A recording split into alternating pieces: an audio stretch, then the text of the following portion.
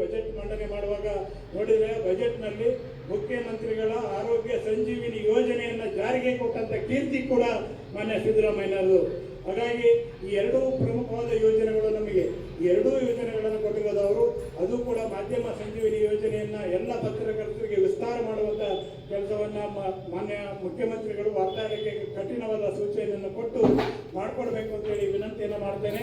ಗಡಿಭಾಗದಲ್ಲಿ ಸಮ್ಮೇಳನ ನಡೀತಾ ಇದೆ. ಅನೇಕ ಸಂಪಾದಕರುಗಳು ಇವತ್ತು ನಿನ್ನೆ ಮೊನ್ನೆ ಎಲ್ಲ ಬಂದು ಕೇಳಿದ್ರು, ಸರ್ ಗಡಿಭಾಗದ ಪತ್ರಿಕೆಗಳಿಗೆ ಕೊಡುವಂತ ಜಾಹೀರಾತಿಗೂ ಕೂಡ ಅದರಲ್ಲಿ ಬಗ್ಗೆಯನ್ನು ಹಾಕಿದ್ದಾರೆ. ಹೊಸ ಜಾಹೀರಾತು ನೀತಿಯಲ್ಲಿ ಆ ಸಮಸ್ಯೆಯನ್ನು ತಂದಿದ್ದಾರೆ ಅಂತೇಳಿ ಗಮನಕ್ಕೆ ತಂದಿದ್ದಾರೆ. ದಯಮಾಡಿ ಗಡಿಭಾಗದಲ್ಲಿ ಇರುವಂತ ಕನ್ನಡವನ್ನು ಉಳಿಸ್ಕೊಳ್ಳೋದೇ ಕಷ್ಟ. ಇಲ್ಲಿ ಬೀದರಿಗೆ ಬಂದ್ರೆ ಕನ್ನಡನ ಮಾತಾಡ್ತಾರೆ, ಉರ್ದು ಮಾತಾಡ್ತಾರೆ, ಹಿಂದಿ ಮಾತಾಡ್ತಾರೆ. ನಾವು ಕಣ್ಣು ಪಿಳಪಿಳ ಬಿಟ್ಟು ನೋಡ್ಬೇಕು.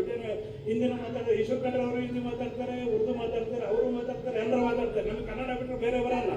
ಇಲ್ಲಿ ಈ ತರ ಸಂದರ್ಭ ಇದೆ. ಹಾಗಾಗಿ ಕನ್ನಡ ಉಳಿಸ್ಕೋಬೇಕು ಅಂದ್ರೆ ಇಲ್ಲಿ ಕನ್ನಡದ ಪತ್ರಿಕೆಗಳ ಅಸ್ತಿತ್ವ ಕೂಡ ಬಹಳ ಮುಖ್ಯ ಇದೆ.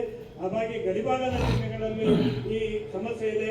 ಗಡಿಭಾಗದ ಜಿಲ್ಲೆಗಳಿಗೆ ಜಾಹೀರಾತು ನೀತಿಯಲ್ಲಿ ಆಗಿರುವಂತಹ ಅನ್ಯಾಯವನ್ನ ಸರಿಪಡಿಸ್ಕೊಡ್ಬೇಕು.